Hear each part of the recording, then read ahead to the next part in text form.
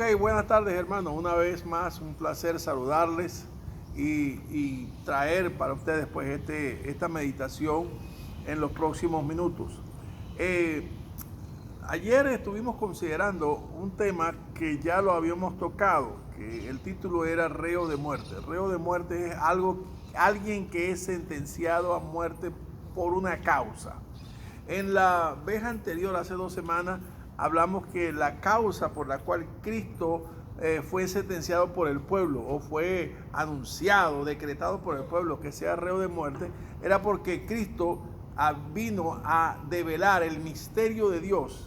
Y es que Él estaba en Dios y que Él venía de Dios. Y por eso fue considerado hereje, ¿verdad? Y blasfemo, porque Él, siendo hombre, como decían ellos, se hacía igual a Dios. Y tenía el poder para perdonar pecados. Entonces eso era una blasfemia, porque se atribuía virtudes que solamente le pertenecen a la divinidad. Y siendo hombre, ¿por qué hacía aquello? Entonces, en esa oportunidad hablamos de que él era reo de muerte, en verdad, porque para ellos que no entendían, no tenían la revelación. Y aquí me queda claro ese pasaje que está en Mateo 11:27, donde dice que el que conoce a Dios es por medio de Cristo y aquel a quien Cristo lo quiera revelar. O sea, no hay conocimiento de Dios si no es por la revelación divina. Y esta revelación definitivamente es una dádiva, es un regalo a quien Él lo quiera revelar. Como dice también el apóstol Pablo allá en Romanos 9:16, que dice que no depende del que quiere ni del que corre, sino de quien Dios tiene misericordia. O sea, la revelación de Dios y el conocimiento de Dios viene por un decreto divino. Así que por eso le condenaron y eso era necesario. Ahora, ayer hablábamos acerca de reo de muerte 2 por obedecer.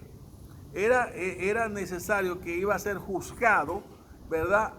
Y el juicio iba a ser condenatorio para el caso de Cristo como reo por obedecer. Dice allá, si ustedes busquen en su Biblia, allá en Filipenses capítulo 2, versículo 5, dice Pablo, o escribió Pablo diciendo: haya pues en vosotros el mismo sentir que hubo en Cristo Jesús, el cual, siendo en forma de Dios, no estimó el ser igual a Dios como cosa que aferrarse, ¿verdad? Sino que se vació, se despojó de su gloria y tomó forma de siervo, y estando en la condición de siervo se hizo hombre. Estando en la condición de hombre se humilló, y dice hasta la muerte y muerte de cruz. Se hizo obediente hasta la muerte, por eso era reo de muerte, porque se hizo obediente hasta la muerte. Una de las cosas que yo he enseñado en esta historia es que nosotros realmente podamos ver en Jesucristo, primeramente a Dios manifestado en carne. O sea, el verbo fue hecho carne, ¿verdad? Ya que el verbo era Dios. Entonces Dios se manifestó en carne, pero para modelar al hombre, ¿cuál sería el prototipo de hijo que venía a conformar la heredad del reino de los cielos? El reino de los cielos son ciudadanos, pero que son hermanos los unos de los otros. ¿Entiendes? Y todos son hijos de un mismo padre. Entonces, esa herencia que ahora nosotros vamos a tener, ¿verdad? Allá en la gloria con el Señor, va a ser solamente a aquellos que por la gracia de Dios han venido a ser hijos. Pero hay algo que el Hijo vino a mostrar a nosotros, los humanos, y es que la obediencia al Padre, a su palabra encarnada, a sus mandamientos, no es cuestión opcional, sino es un mandato de estricto cumplimiento. O sea, déjeme mostrarle este silogismo. No puede haber gente que diga que son salvos y no son obedientes. Eso no existe. Déjeme decirle que eso no existe. ¿Por qué? Porque la palabra en griego, la palabra pisteus, que es la palabra creer, tiene dos verbos que la condicionan. Uno es el que confía y obedece, o el que obedece y confía. Cuando usted cree, usted tiene que obedecer. O sea, es como dos parales que sostienen una cámara. Si se falla uno, la cámara no se sostiene. ¿Me entiendes? Si la cámara es el verbo creer, si uno de los dos falla, nunca se ha creído. O sea, si no confío, y eso de confiar, ¿verdad?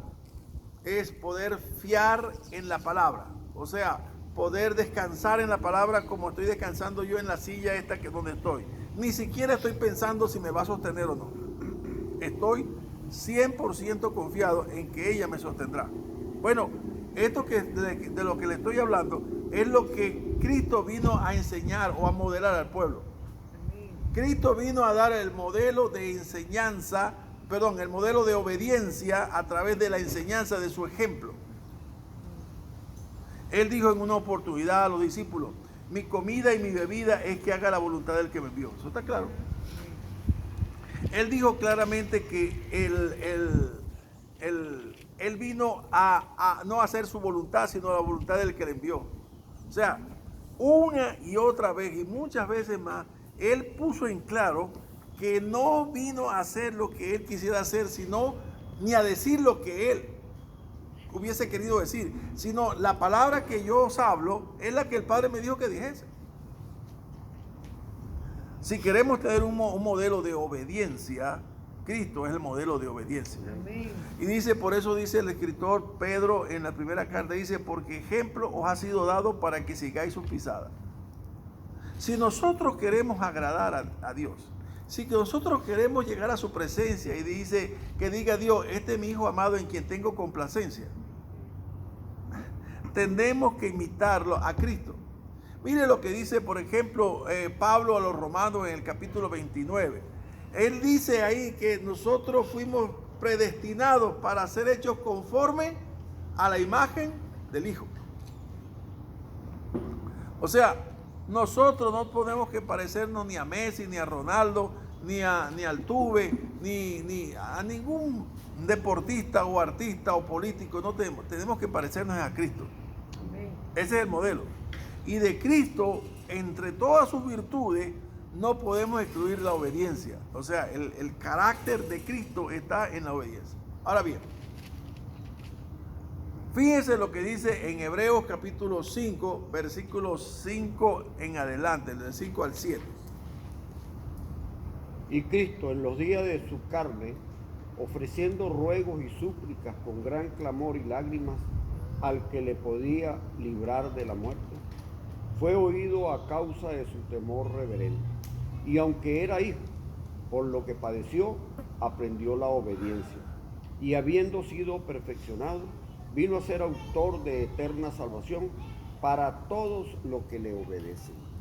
Óigame bien aquí, hermano, por favor. Miren esta palabra, dice, vino a ser autor de eterna salvación. ¿Por qué? Por su obediencia. Autor de eterna salvación. ¿Para quiénes? Dice la palabra, a todos los que le obedecen. O sea, él dejó mandamientos para que fuesen guardados. Si usted lee en el capítulo 17 de Juan, cuando Jesucristo, ora al Padre por los discípulos, da testimonio, y estos han creído y han guardado tu palabra. O sea, nadie guarda la palabra sino para atesorarla y para ponerla por obra. O sea, para vivir conforme a la palabra. Entonces, amados, él vino a ser autor de eterna salvación y el carácter, lo que signa, lo que identifica a uno que realmente ha creído no es cuán bello canta, ni si levanta las manos, ni si habla en lengua, ni si hace milagros, sino si obedece a lo que él mandó. Amén. Ahí está. Ahora bien, nosotros usted y yo tenemos una lucha. Si nosotros nos alegramos en esto, tenemos una lucha. ¿Cuál? Obedecer a lo que él mandó. Amén. Si usted quiere saber a qué me estoy refiriendo, bueno, yo le invito a que lea Mateo capítulo 5, capítulo 6, capítulo 7. Esos 3 capítulos. Ahí está todos los mandamientos. O la gran mayoría de los mandamientos que Cristo mandó a hacer a los discípulos en el Sermón del Monte. Ahora, cuando usted quiere ver y evaluar su propia vida, porque no es usted de los que se caen mentiras, sino quiere tener conciencia de cómo está. Bueno, cuando usted lee eso, eso sirva como un espejo y usted compara su vida con eso y dice, va a ver qué tan cerca o cuánto me parezco a lo que él vino a hacer en mi vida. Porque ahí es donde no se compare con el que no hace nada, compárese con la palabra y con lo que él dice que debemos hacer. Ahí es donde, por ejemplo, y mire, esto no es una utopía. Ahí tenemos a los apóstoles, en Hechos capítulo 4, ¿no? Versículo 17, ¿qué encontramos? Sin embargo, para que no se divulgue más entre el pueblo, amenacémosle para que no hablen de aquí en adelante a hombre alguno en este nombre. Y llamándolos, le intimaron que en ninguna manera hablasen ni enseñasen en el nombre de Jesús. Mas Pedro y Juan respondieron diciéndole, juzgad si es justo delante de Dios obedecer a vosotros antes que a Dios, porque no podemos dejar de decir lo que hemos visto y oído.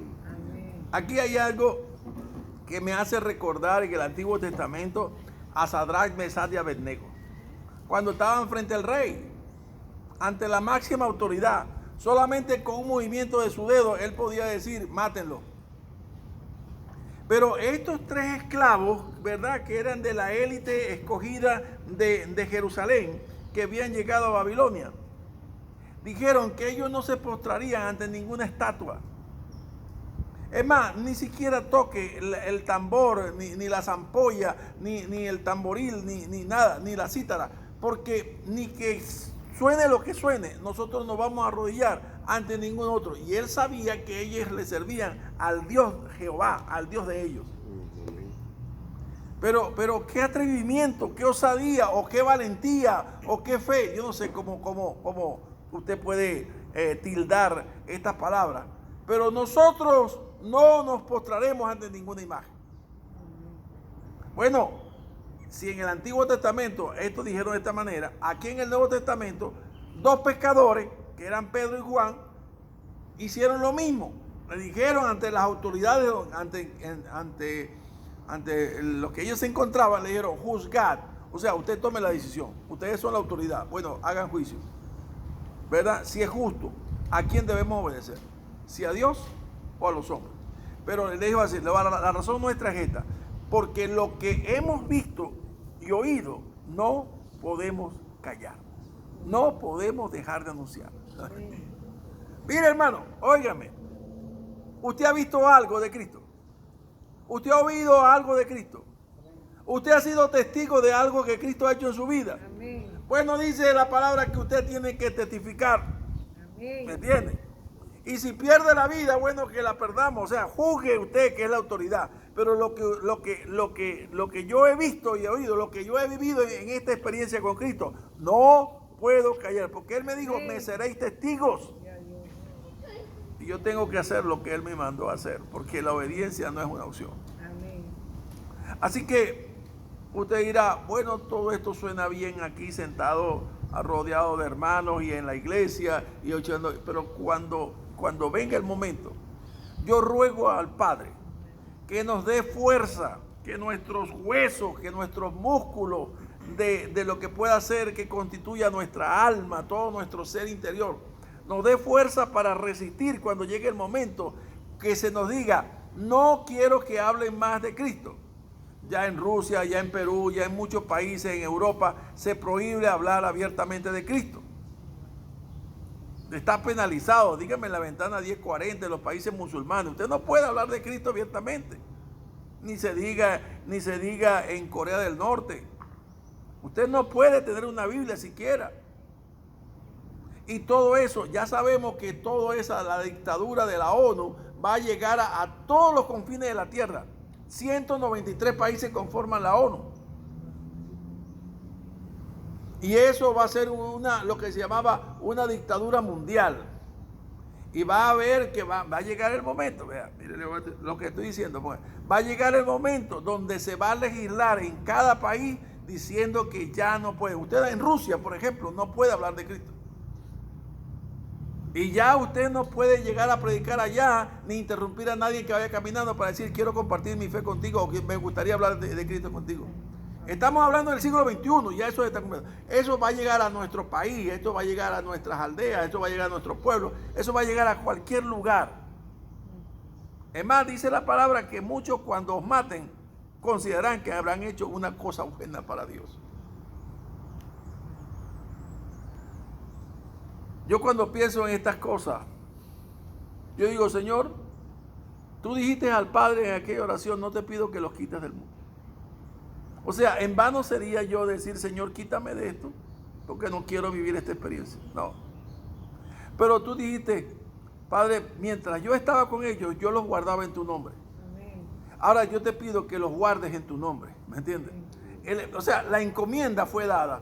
Cristo, mientras estuvo aquí, se encargó de los 12 y los guardó en el nombre del Padre. Ahora que Él se va, dice al Padre, Padre, ahora yo te los entrego, porque esta es la misión que tú me mandaste a hacer, que formase a otros que creyesen en que tú me habías enviado y que yo había salido de ti. Ahora yo te pido que no los quites del mundo, pero sí que los guardes del mal. Amén. Y eso es lo que tenemos que orar nosotros. Señor, cuando llegue el momento donde se nos prohíba, danos fuerza para responder como Sadrach, Mesach y Abednego, o para responder como Pedro y como Juan. Juzgue usted, señor policía, lo que tenga que hacer, pero que yo he oído. Juzgue usted, señor guardia nacional, lo que tenga. Juzgue usted, señor, quien sea la autoridad. Pero lo que yo he visto y he oído y lo que se me encomendó, no puedo dejar de hablar. Gloria a Dios. Ahora bien, hermano, yo sé que nosotros estamos encapsulados en un cuerpo carnal, en un cuerpo débil. Y esa es su lucha y mi lucha. Nuestra lucha está ahí. El primer campo de batalla que tenemos nosotros es nuestro propio cuerpo. Que dice la palabra que encuentro una ley en mi cuerpo que se revela contra la ley de mi mente. Yo sé lo que tengo que hacer, pero todo mi ser se resiste a hacerlo. Hay un pasaje que dice Pablo, dice en Efesios, dice que no tenemos lucha contra sangre ni carne, sino contra principados y potestades. Ese es el entorno secundario. El primario es nuestro cuerpo. El secundario es las potestades que están alrededor de nosotros.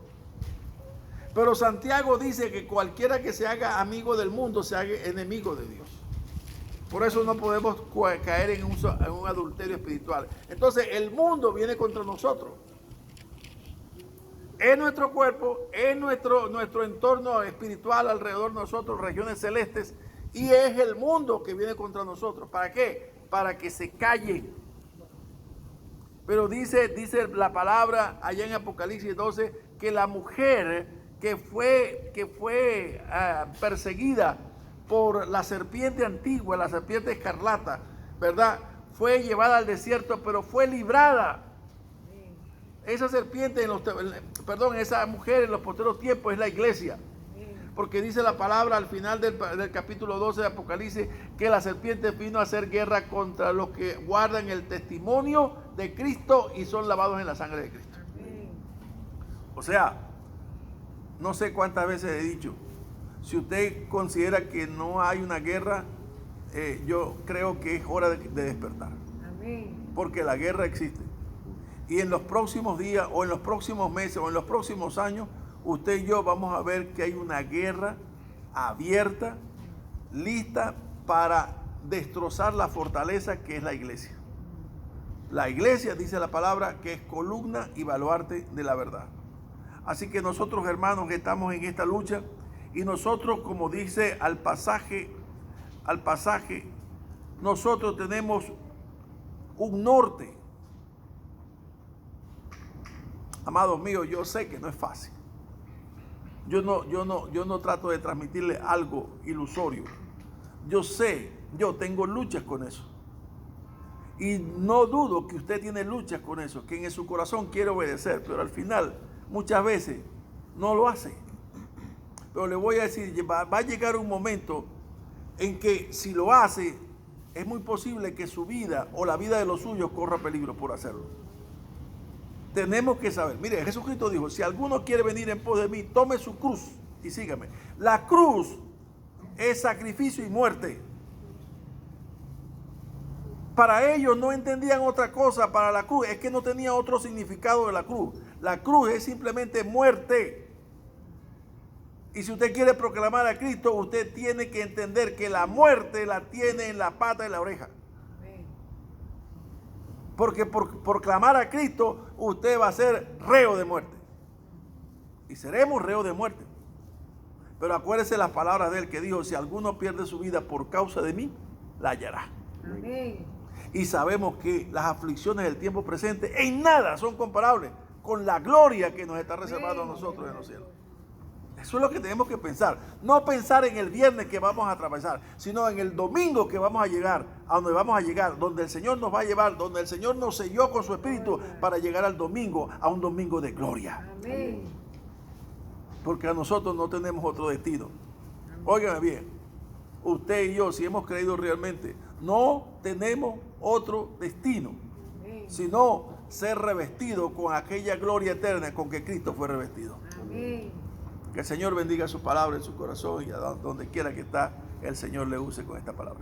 Dios le bendiga.